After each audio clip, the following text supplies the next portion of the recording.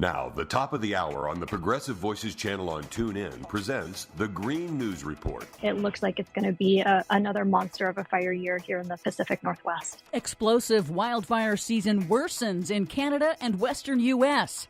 Earth just had its hottest 2 days ever recorded thanks to global warming. Thanks, global warming. Plus, can you believe they put that thing in writing?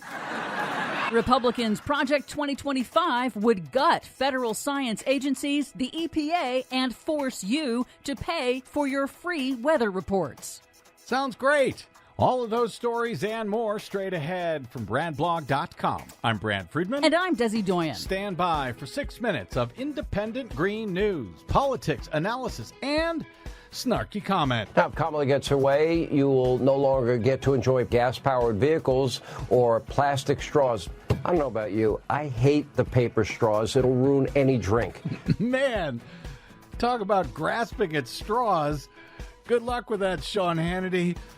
This is your Green News Report. Okay, Desi Doyen, I don't know about you, but I'm getting kind of tired of living through history when history means, hey, everyone on the planet has just lived through the hottest day ever recorded. Yep. The European Union's Climate Service confirmed that Monday, July 22nd, 2024, was the hottest day ever recorded globally on planet Earth. And it broke the previous all-time high temperature record set just 1 day earlier as deadly heat waves continue to broil large swaths of the world.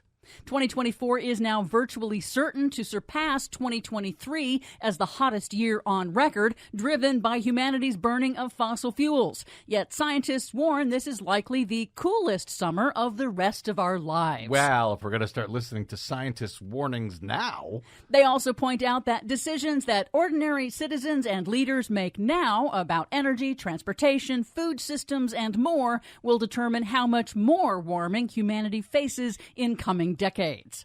Across the North American West, the extreme heat has dried out forests, triggering a ferocious fire season. Why didn't the scientists warn us about that? They did. Oh. In Oregon, 31 large fires are active, 4 of them mega fires, after more than 2 months without any rain.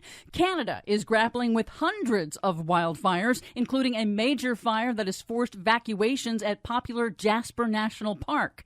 Like last year's record-shattering fire season, toxic wildfire smoke has spread, compromising air quality as far south as Denver and Chicago. In U.S. politics, by now you probably have heard about Project 2025. No, what's that? That is the sweeping far right-wing game plan for Donald Trump, or the next Republican president, compiled by the Heritage Foundation and former Trump administration officials, that seeks to transform the federal government into a tool to establish right-wing authoritarian rule. Emphasis on tool. Focusing just on the environment, Project 2025 would sabotage science-based policies and jettison much of the federal government's climate science apparatus and the data used to adapt society and infrastructure to threats. Sounds great. Reversal of the Pentagon's planning around climate change, removal of all climate change targets in government services, from how cities are zoned to efficiency and resilience standards for taxpayer-funded construction projects.